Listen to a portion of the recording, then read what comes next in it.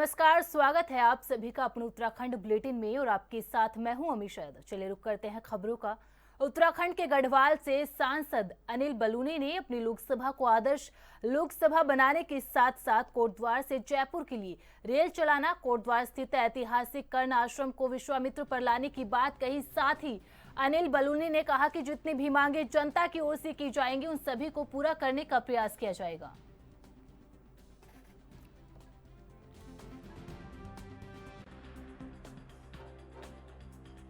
जो हमारी लोकसभा हमारी विधानसभा के अध्यक्षा भी हैं, उन्होंने भी ट्रेन की बात की है। निश्चित तौर पे जयपुर तक की ट्रेन का जो विषय, जितने भी विषय, ये निश्चित मान के चलिए कि जितनी मांगे सब पूरी होने वाली है और इन सब के लिए हम काम करने वाले हैं। मैंने कहा है कण्वाश्रम को राष्ट्रीय स्मारक बनाएंगे, एक बड़ा स्मारक बना के तैयार करेंगे, वह भी है। कंडी मार्ग के लिए काम करेंगे। जितने मेगा प्रोजेक्ट हैं वो गढ़वाल में लाए जाएंगे और गढ़वाल की जनता के लिए जितने भी काम करने हैं, पलायन रोकने के खिलाफ एक निर्णायक लड़ाई शुरू करेंगे। सभी काम आने वाले समय में होने वाले हैं।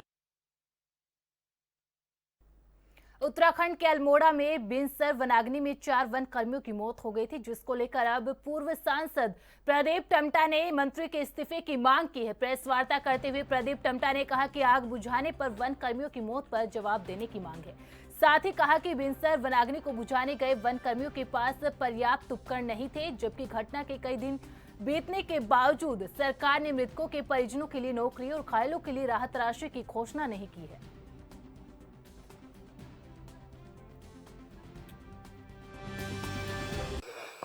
देखिए, अल्मोड़ा बिनसर के वनाग्नि के इस घटनाक्रम का पूरे प्रदेश में सभी के मनोभाव में बहुत ही दुख है। निश्चित रूप से इस प्रकार की घटना हर एक उत्तराखंडी भाई बहन को आहत करती है।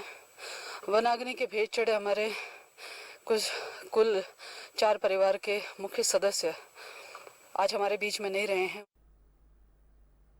उत्तराखंड के अल्मोड़ा में 4 वन कर्मियों की जान लेने वाले बिनसर सेंचुरी में आग पर पूरी तरह से काबू पा लिया गया है, लेकिन मृतक परिवारों के प्रति शोक संवेदनाओं का दौर अभी भी जारी है। उत्तराखंड सरकार में कैबिनेट मंत्री रेखा आर्या ने अल्मोड़ा पहुंचकर मृतक के परिवारजनों को सांत्वना दी। इस दौरान मंत्री रेखा आर्या ने परिवार के प्रति शोक संवेदनाएं प्रकट करते हुए हर संभव मदद का भरोसा दिया है।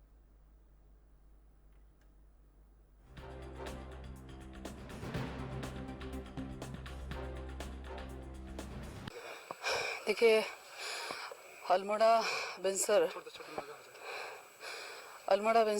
के वनाग्नि के इस घटनाक्रम का पूरे प्रदेश में सभी के मनोभाव में बहुत ही दुख है।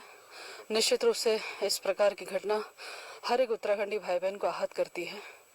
वनाग्नि के भेंट चढ़े हमारे कुल 4 परिवार के मुख्य सदस्य आज हमारे बीच में नहीं रहे हैं, उनके मध्य जाना हुआ। और अब खबर उत्तराखंड के देहरादून से, जहां उद्यान विभाग में फलदार पौधों की खरीद फरोख्त में 8 करोड़ रुपए से ज्यादा का घोटाला पाया गया है। रकम पौधों की दरों में मनमाने तरीके से बढ़ोतरी कर सब्सिडी के रूप में इधर से उधर की गई। यही नहीं, एक नर्सरी का तो दूसरे पैन कार्ड पर नया खाता खुला और एकाएक उसमें करीब 1.25 करोड़ रुपए जमा कर दिए गए। इस पर न्यायालय ने सीबीआई जांच के आदेश जारी किए थे, जिसके बाद सीबीआई जांच के दौरान विभाग के पूर्व निदेशक एचएस बवेजा समेत 16 आरोपियों के खिलाफ मुकदमा दर्ज किया गया। उसके बाद सीबीआई ने उसकी संपत्ति की जांच करनी भी शुरू कर दी है, जिसके बाद कांग्रेस प्रदेशाध्यक्ष करण माहरा ने कहा कि पहली कार्रवाई गणेश जोशी पर होनी चाहिए। नैतिक नहीं, जांच के घेरे में गणेश जोशी जी को भी आना चाहिए। कैबिनेट मंत्री हैं, कैसे उनकी नाक के नीचे हो गया। और शक इसलिए होता है कि जब हाई कोर्ट ने डिसीजन दिया कि इसकी सीबीआई जांच होनी चाहिए, मंत्री जी और मंत्री जी का विभाग सुप्रीम कोर्ट चले गया, डांट खा के वापस आए हैं और आज कह रहे हैं 0 टॉलरेंस है, कार्रवाई होगी। सबसे पहली कार्रवाई गणेश जोशी पे होनी चाहिए।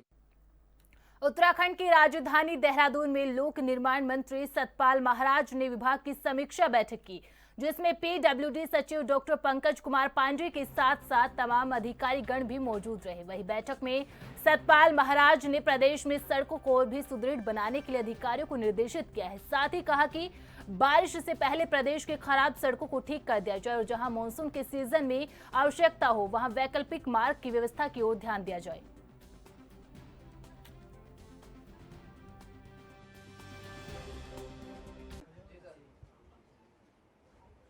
आज लोक निर्माण विभाग की बहुत महत्वपूर्ण बैठक थी जिसमें सारे अधिकारीगण उपस्थित थे। हमारे सचिव और हमारे एचओडी सभी यहाँ पर उपस्थित थे और हमने सड़कों का आकलन किया है। मैं ये बताना चाहूँगा कि मानसून सीज़न हेतु मशीनें व नोडल अधिकारियों की तैनाती की जा चुकी है। वैकल्पिक मार्गों का चिन्हीकरण कर सूचना पट लगा दिए गए हैं। देहरादून के लिए जो विशेष खुशखबरी है कि स्मार्ट सिटी के कार्य आरागढ़ बहल चौक मार्ग लंबाई 2.90 किलोमीटर, लागत 34 करोड़ 80 लाख, घंटाघर दिलाराम चौक मार्ग लंबाई 1.80 किलोमीटर, लागत 36 करोड़ 15 लाख एवं घंटाघर किशनगढ़ चौक मार्ग लंबाई 1.90 किलोमीटर, लागत 38 करोड़ 79 लाख के कार्य पूर्ण किए जा चुके हैं। इसके साथ साथ वर्ष 2023-24 में विभिन्न योजनाओं तथा राज्य योजनाओं, जिला योजनाओं में 316 किलोमीटर लंबाई के मार्गों का नवनिर्माण, 993 किलोमीटर लंबाई के मार्गों का पुनर्निर्माण, 28 सेतुओं का नवनिर्माण किया गया है। वर्ष 2023-24 में 131 ग्रामों की सड़कों में संयोजकता प्रदान की गई है। 2023-24 में 1634 किलोमीटर लंबाई, लागत 211 करोड़ के नवीनीकरण कार्य कराए गए हैं। पीएमजीएसवाई एक मुश्त रखरखाव के अंतर्गत पीएमजीएसवाई के लोक निर्माण विभाग को हस्तांतरित 276 मार्ग लागत 397 करोड़ 46 लाख के सापेक्ष 136 मार्गों के कार्य पूर्ण करा लिए गए हैं। 121 मार्गों के कार्य प्रगति में हैं तथा 19 मार्गों में निविदा प्रक्रिया गतिमान है। उक्त योजनाओं में आज तक 178 करोड़ 68 लाख का व्यय किया जा चुका है। सड़क सुरक्षा के अंतर्गत स्वीकृत 247 कार्य लागत। लोकसभा चुनाव में उत्तर प्रदेश की 80 सीटों में से समाजवादी पार्टी ने 37 सीटें जीती और भाजपा के खाते में 33 सीटें आई, जिसके बाद कांग्रेस पार्टी भाजपा पर तंज कसते हुए नजर आ रही है, जिसमें कांग्रेस से पूर्व मुख्यमंत्री हरीश रावत ने भाजपा पर चुटकी लेते हुए कहा कि बनारस सीट पर भी भाजपा 5 से 6 लाख वोट के अंतर से जीतने का दावा कर रही थी, लेकिन उस सीट पर प्रधानमंत्री नरेंद्र मोदी शुरू के 2 राउंड में पीछे चले गए और अंत में नरेंद्र मोदी की जीत 1.25 लाख वोट पर सिमट कर रह गई। यानी अब दूसरी पार्टियों को शक्ति देने का समय आ गया है और उत्तर प्रदेश की जनता ने लोकतंत्र को जो शक्ति दी है उसका मैं धन्यवाद करता हूँ। यहाँ तक कि बनारस में जहाँ से प्रधानमंत्री जी को कहा जा रहा था कि 5 लाख 6 लाख वोटों के बहुमत से जीतेंगे, 2 राउंड तक तो पीछे चले गए और 1 लाख 1.25 लाख के करीब में सिमट गए उनकी जीत जो है। तो ये उत्तर प्रदेश ने कहा नहीं, अब समय आ गया है जो है दूसरी पार्टियों को शक्ति देने का, और उन्होंने लोकतंत्र को उत्तर प्रदेश में शक्ति दी। मैं उनको बहुत धन्यवाद देना चाहता हूँ। लोकतंत्र और संविधान उत्तर प्रदेश के इस निर्णय को, और कुछ और राज्य है महाराष्ट्र आदि, इनके निर्णय को हमेशा याद रखेगा कि इतिहास कहेगा आने वाले समय में कि एक कुशल मौका था जब संविधान परीक्षा में था, जब संविधान के दांव पर लगा हुआ था, तो उस समय उत्तर प्रदेश, महाराष्ट्र, इन राज्यों ने, जिसमें हरियाणा भी सम्मिलित है, पंजाब सम्मिलित है, इन राज्यों ने विपक्ष को ताकत दे करके संविधान को बचाने और लोकतंत्र को बचाने का काम किया। तो उत्तर प्रदेश ने निर्णय बहुत ही महत्व रखता है और उन्होंने भाजपा के सारे प्रचार को, जिसमें ध्रुवीकरण का प्रचार भी है, ध्रुवीकरण को भी नकार दिया। उन्होंने कहा नहीं, ये धर्म के आधार पर एक सीमा से आगे नहीं, हमने सुशासन आदि के लिए वोट दिया था, तुम अब उसका उपयोग जो है धार्मिक घृणा फैलाने के लिए कर रहे हो तो स्वीकार्य नहीं है। उन्होंने कहा राम का मंदिर बने, हम उसके लिए तुम्हारी प्रशंसा करते हैं, लेकिन तुम राम को हाईजैक कर लो, ये कहो कि राम को हम लेकर के आए, तो ये उत्तर प्रदेश को स्वीकार्य नहीं है। इसलिए फैजाबाद के रूप में और फैजाबाद के चारों तरफ वो देखिए। भारतीय किसान यूनियन के राष्ट्रीय प्रवक्ता राकेश टिकैत ने केंद्र की नवनिर्वाचित सरकार पर बड़ा हमला बोला है। हरिद्वार के लालजीवाला में भारतीय किसान यूनियन के राष्ट्रीय सम्मेलन में शिरकत कर रहे राकेश टिकैत ने कहा कि केंद्र की आधी सरकार दूसरों के पैर पर चल रही है, लिहाजा अब सभी निर्णय दबाव में ही लिए जाएंगे। उन्होंने कहा कि जिस तरह गाड़ी में स्टेपनी नहीं होती, वही हाल केंद्र सरकार का है और ऐसी सरकारें बेहतर कार्य नहीं कर पाती। उन्होंने कहा कि किसानों के हित के लिए उनकी लड़ाई जारी रहेगी।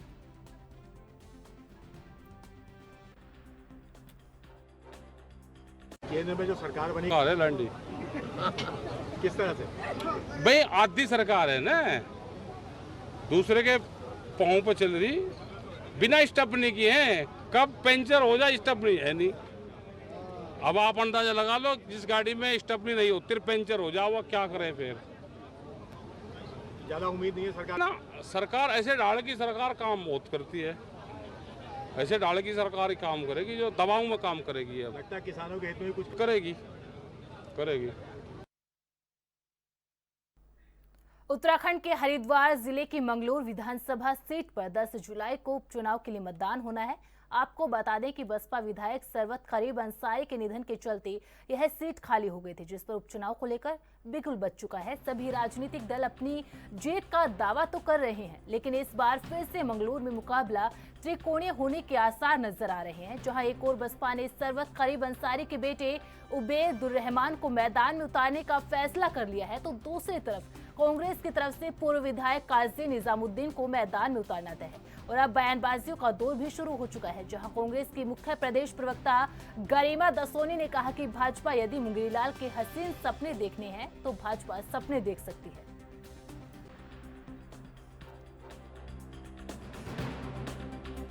पार्टी को मुंगेरीलाल के हसीन ख्वाब देखने हैं तो देखती रहे। हमने पहले भी कहा कि काजी निजामुद्दीन जी का कोई सानी मंगलौर सीट पर नहीं है, क्योंकि बहुत ही मार्जिनल वोट से वो उनकी हार हुई थी विधानसभा चुनाव में। और इस बीच तो उनकी लोकप्रियता और कांग्रेस की लोकप्रियता में खासी बढ़ोतरी हुई है। तो ऐसे में जो भी कोई अपने कैंडिडेट खड़े कर रहे हैं तो वो किसी मुगालते में हैं। और वहीं हम बद्रीनाथ की बात करें तो हम ऐसा तुरुप का इक्का निकाल कर दिखाएंगे कि कदरपुर के खेमपुर से जिला पंचायत सदस्य कुमारी सुमन सिंह ने उधम सिंह नगर के जिला पंचायत अध्यक्ष रेणु गंगवार पर गंभीर आरोप लगाते हुए कहा कि खेमपुर जिला पंचायत क्षेत्र के साथ भेदभाव किया जा रहा है। प्रेस वार्ता करते हुए कुमारी सुमन सिंह ने कहा कि रेणु गंगवार सभी सदस्यों के साथ एक जैसा व्यवहार नहीं करते और बजट आवंटन दोषपूर्ण तरीके से किया जाता है, जिसका हम लोग विरोध करते हैं।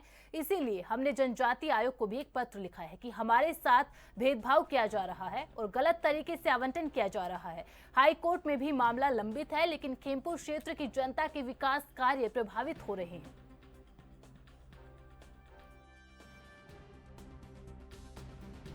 कि अब जो जिला पंचायत कार्यालय में हमारे साथ नाइंसाफ़ी की जा रही है, तो उसकी सिर्फ इतनी सी वजह है कि हम जो आवाज़ उठा रहे हैं हमारे बजट के लिए, हमारे क्षेत्र में विकास कार्य बाधित ना हो और काम एक लेवल में चलता रहे, तो उस वजह से शायद अध्यक्ष महोदया हमारी खफा हैं या पता नहीं उनके दिमाग में ऐसी क्या चीज़ बैठ गई है जो वो कोई रिस्पॉन्स नहीं दे रही हैं। साथ ही हमें ही गलत ठहरा दिया जा रहा है, तो इसके लिए मैंने शिकायत की है और मुझे पूरी उम्मीद है कि जांच होगी और जब जांच होगी और जो दोषी पाया जाएगा उसके लिए सजाओं के भी प्रावधान हैं। सुमन जी, किस तरह की बजट आवंटन में दिक्कत हो रही, क्या रहा है वहाँ पर? जी, साल 2019 से ही अगर हम ले लें तो शुरुआती दौर हमारा कुछ ऐसा था कि हमें जानकारी नहीं थी कि जिला पंचायत में कार्य कैसे किए जाते हैं या अध्यक्ष की क्या क्या अधिकार होते हैं, सदस्यों के क्या क्या अधिकार होते हैं। तो उन्हीं चीज़ों को देखते हुए हमारी जो प्रथम मीटिंग थी, सबसे पहली बैठक थी, तो उसी में कुछ हमारे प्रस्ताव ऐसे पारित हुए थे, कुछ ऐसे प्रस्ताव पास करवा लिए गए थे जो हमें समझाए नहीं गए थे, हमें उनकी जानकारी नहीं थी। लेकिन धीरे धीरे जैसे समय बीतता गया और हमें उन बातों को अब समझ में आने लगा, क्योंकि मैं पहले से तो राजनीति में हूँ नहीं, अभी इसी बार से मेरा राजनीति है, तो जी अब जैसे जैसे हमें जानकारी इन चीज़ों की मिलती जा रही है और सामने आ रही हैं ये बातें कि जिला पंचायत कार्यालय में बहुत बड़ी अनियमितताएं हो रही हैं और साथ ही जो हमारे अध्यक्ष महोदय हैं वे काम ऐसे कर रहे हैं कि जिससे किसी भी सदस्य को कोई लाभ नहीं हो पा रहा है। उनके क्षेत्र के विकास कार्यों में रुकावट हो रही है। वे बजट का बराबर आवंटन नहीं करते हैं, किसी को ज़्यादा किसी को कम दिया जाता है यहाँ पर। तो इस वजह से हम थोड़े से होपलेस भी हो चुके हैं कि ऐसा क्यों किया जाता है। इसलिए हमने आवाज़ उठाई थी, जिसकी हमें कोई जानकारी पूरी तरह से तो दी नहीं गई थी। साथ में बस इतना कह दिया जाता था कि सरकार बजट नहीं दे रही है तो इसलिए आपको बजट नहीं मिल रहा है। यहाँ धन की कमी है और जिला पंचायत रुद्रपुर कार्यालय में एक बहुत बड़ा हराश हो रहा है बजट का और घाटे में जा रहा है, जबकि ऐसा कुछ नहीं था। जिला पंचायत रुद्रपुर कैसे घाटे में जा सकता है? अगर वो घाटे में जा रहा है तो इस बात की खबर तो सबसे पहले जिला पंचायत अध्यक्ष को ही निकालनी चाहिए थी। अगर सरकार बजट नहीं दे रही तो सबसे पहले जिला पंचायत अध्यक्ष को सामने आना चाहिए था, लेकिन यहाँ सामने मुझे आना पड़ रहा है। और साथ ही हमारे कुछ सदस्य हैं, वे खबर उत्तराखंड के अल्मोड़ा से, जहां एक तरफ आग लगने की घटनाएं सामने आ रही है, वहीं पानी के लिए भी हाहाकार मचा हुआ है। इस समस्या का समाधान के लिए जल संस्थान द्वारा टैंकरों को हायर किया गया, जो लगातार पानी की किल्लत वाले क्षेत्रों में गाड़ियों से पानी बांट रहे हैं। लेकिन लमगड़ा क्षेत्र में पानी बांटने गई टैंकर को दबंगों ने ड्राइवर के साथ बदतमीजी की और टैंकर को जबरदस्ती ली गई, जिसके विरोध के चलते पानी बांटने जा रहे जल संस्थान से अधिकृत सभी वाहन चालकों ने टैंकर भेजने से मना कर दिया और हड़ताल पर चले गए। इस दौरान चालकों ने कहा कि उनके साथी से छीनी गई गाड़ी वापस अल्मोड़ा नहीं लाई जाती और संबंधित व्यक्ति के खिलाफ कार्रवाई नहीं होती तब तक कोई पानी नहीं दिया जाएगा। हमें ये बीते 1-2 महीने से वहाँ पर पानी लगातार बांट रहे हैं। इसमें जो है वहाँ के लोगों को संतुष्टि नहीं हो रही है, क्योंकि एक आदमी 5000 लीटर पानी मांग रहा है, इसमें विभाग उसको पूर्ति नहीं कर पाएगा। और वो जो है अपनी जहाँ से गाड़ियाँ भेज रहे हैं तो अपने अपने गाड़ियाँ में बैठ के अपने अपनी दुकान पर गाड़ियाँ खाली कर दे रहे हैं और इसमें मारपीट भी करने को तैयार हो जा रहे हैं। पुलिस प्रशासन ने भी इसमें कुछ दिन ड्यूटी निभाई और उसके बाद वो भी पीछे हट गए। बाकी जो है उन्होंने कल हमारी एक गाड़ी छीन ली है। इसमें प्रशासन ने और उसने जोर लगाया तो वो उन्हें माने नहीं कोई भी। हमें मांग है कि जब ये कोई प्रशासन हमारे को सुविधा देगा तभी हम काम करेंगे, नहीं तो हम नहीं करेंगे। क्योंकि जाते हुए चलते हुए गाड़ी के आगे आदमी कूद जा रहा है, वहाँ कल वो मर जाएगा तो हमें कहाँ से देंगे हम उसको। मोचा पाथर जाना है, भांगा देवली जाना है और हम अपनी गाड़ियों को वहां से मोना लेसाल से भी पानी पहुंचा रहे हैं। 2 महीने से लगातार हम जो है पब्लिक की सेवा दे रहे हैं और वहां जाके हमें गाली सुननी पड़ रही है। और हमारी अगर लमगड़ा से हमने गाड़ी निकाल दी तो हमारी गाड़ियों के आगे दुकान में जो मिला उनके हाथ तसलाई, कोई ड्रम रख दे रहा है, कोई तसलाई रख दे रहे हैं। वो लेडीजें आ जा रही हैं, अगर बिरज में आए तो इसमें तो हम लपेटे जाएंगे। हम दिन नहीं देख रहे हैं, हम इनके लिए रात नहीं देख रहे हैं। सुबह 7:30 बजे फिलिंग में आके हम इनको पूरी सेवा दे रहे हैं पानी की। तो उसके बाद भी मतलब ये लोग संतुष्ट नहीं है, कह रहे हमारे पास 4 किराएदार हैं, 5 किराएदार हैं, ये 10,000 लीटर पानी, 1,000 लीटर, 2,000 लीटर एक ही आदमी उतार ले रहा है। वहाँ तो आदमी तो छोड़ो, औरतें भी वो दबंगई दिखा रहे हैं। मेरी गाड़ी की खुद चाबी निकाल के ले गए वो। मैं क्या कहते हैं यहाँ से जल निगम द्वारा मेरी गाड़ी यहाँ अटैच है, तो क्या कहते हैं मैं लमगड़ा क्षेत्र में पानी बांटता हूँ और मेरे साथ वहाँ मार्केट में लमगड़ा मनमोहन नगर कोटी जी है कोई, उन्होंने मेरी गाड़ी में चढ़ के मुझे गाली गलौज, वहाँ का लैंडमैन राजेंद्र सिंह को गाली गलौज करके मेरी गाड़ी वहाँ से अपने हाथ से स्टार्ट करके पता नहीं कहाँ ले गए, क्या ले गए, मुझे पता नहीं। मैं वहाँ से अपनी टैक्सी पकड़ी, मैं अल्मोड़ा आ गया और मेरी गाड़ी कभी 24 घंटे होने वाले हैं, मेरी गाड़ी का कोई अता पता नहीं कहाँ है, क्या है, किस हाल में है। हम अक्सर फूड पॉइजनिंग के बारे में सुनते हैं, जिसकी वजह से लोगों का स्वास्थ्य बेहद खराब हो जाता है। दरअसल दूषित भोजन खाने से फूड पॉइजनिंग हो जाते हैं और हमारे शरीर में खास प्रणाली होती है जो बैक्टीरिया को बढ़ने और संख्या बढ़ाने से रोकती है। फूड पॉइजनिंग आमतौर पर साल्मोनेला, ई कोलाई, कैम्फिलोबैक्टर या क्लोस्ट्रीडियम परफ्रेजेंस आदि के कारण होता है। कई मामलों में ज्यादातर लोग बिना इलाज के ठीक हो जाते हैं, लेकिन कुछ लोगों को इस स्थिति के कारण गंभीर समस्याओं का सामना करना पड़ता है, जिसके बारे में मुख्य नगर स्वास्थ्य अधिकारी डॉक्टर अविनाश खन्ना ने बताया कि खुले में जो सामान बिक रहा है उसमें बैक्टीरिया की संभावना ज्यादा पाई जाती है, तो चिकित्सक की सलाह लेना जरूरी है।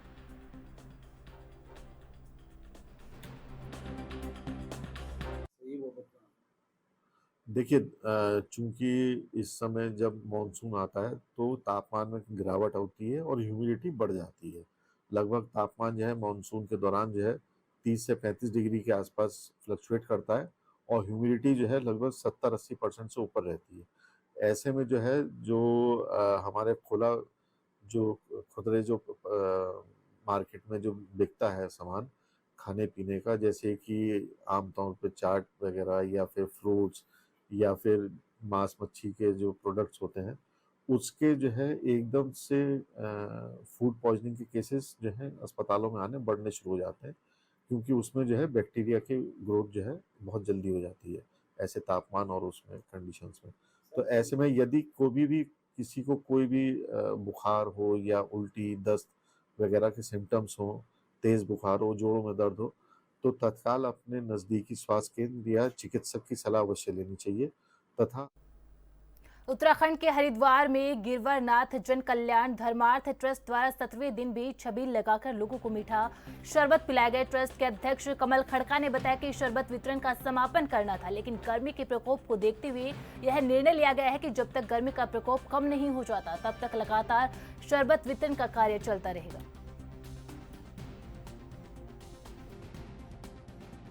आज शरबत का कार्य आपकी तरफ से चलाया जा रहा है। आज निर्जला एकादशी भी है, इसमें भी आपने लगातार निरंतर रखेंगे। किस तरह से आज लोगों की सेवा जो देखिए 2 तारीख से चालू किया था हमने मीठा शरबत छबील लगाकर बांटने का। आज ये 17 दिन हो गया और 17 दिन भी ये चल रहा है और कई यात्रियों को हम पिला रहे हैं। और जब तक ये गर्मी का प्रकोप कम नहीं होता तब तक हम ये लगातार और निरंतर हम ये बांटते रहेंगे।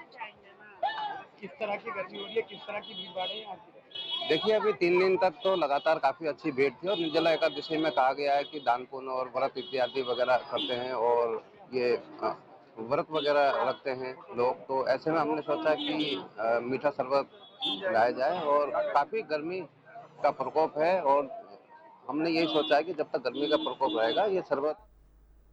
उत्तराखंड में होने वाले उपचुनाव में मंगलौर की विधानसभा सीट सबसे हॉट सीट बनी हुई है, जिसको लेकर हर पार्टी जोर शोर से तैयारियां कर रही है। जहां भाजपा ने 33 चुनाव प्रचारकों की लिस्ट जारी कर दी है। प्रचारकों की लिस्ट में मुख्यमंत्री पुष्कर सिंह धामी का नाम भी शामिल है। इसके साथ भाजपा प्रदेशाध्यक्ष महेंद्र भट्ट, चुनाव प्रभारी दुष्यंत गौतम के नाम भी शामिल है। वहीं भाजपा ने मंगलौर विधानसभा सीट पर करतार सिंह बढ़ाना को प्रत्याशी बनाया गया है।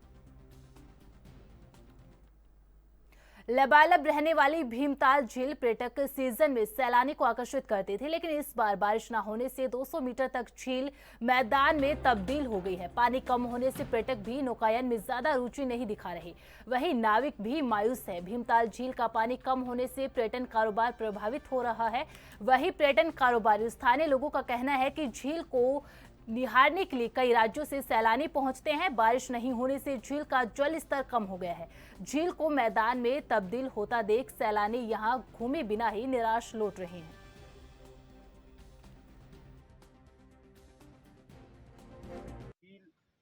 ये आज सूख गई है, इसकी जिम्मेदार कहीं ना कहीं शासन प्रशासन है। हमने कई बार डीएम साहब के सामने भी इस चीज़ को रखा है कि जो ऊपर से दो यहाँ पे खुटानी नाला और आपके भवाली फरसौली वाला नाला जो अब मिलता है, उसकी जितनी मिट्टी आ रही है सब इस पे समा जा रही है। उसी वजह से ये आज आप देख रहे हैं कि इस तालाब के ये क्या हाल होगा। हम लगातार प्रयास कर रहे हैं कि इस तालाब को कैसे सुंदर बनाया जाए, मगर हमारे प्रशासन पता नहीं क्यों इस पे सोया हुआ है। मेरे को ये समझ नहीं आ रहा। मैं इनसे कहना चाहूँगा कि आप इसको बिल्कुल सफाई ने जो अंग्रेजों के टाइम के इसमें नाले बने हुए थे उन नालों को खुलवा दीजिए। अगर खुदा ना खास्ता इसका सारा असर जो है डैम पे देखने को मिलेगा। तो देखिए यहाँ का जो कारोबार है, सीजन है वो बाहर से पर्यटक आते हैं, उन्हीं से लेकर के यहाँ पे स्थानीय हमारे नौजवान